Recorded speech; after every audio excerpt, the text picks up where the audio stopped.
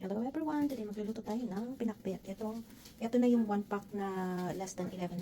So may apalaya na siya, kalabasa, okra, talong, and sitaw. So lulutuin ko siya without using oil. So ilalagay lang natin siya, everything.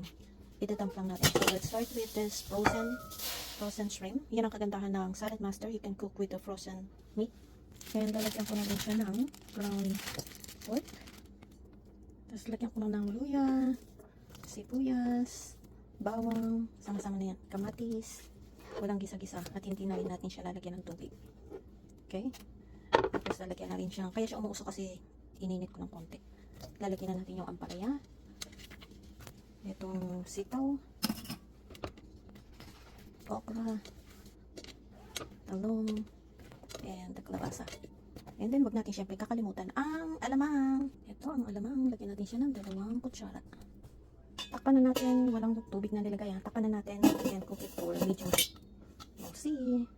So once na nakiklik na yung bulb niya, ibababa natin yung temperature sa low heat for another 15 minutes. Hindi pa natin siya bubuksan.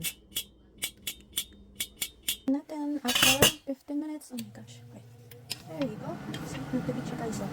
So kaya hindi natin siya nilalagyan ng tubig para nare-retain yung nutrients ng vegetables, ng food.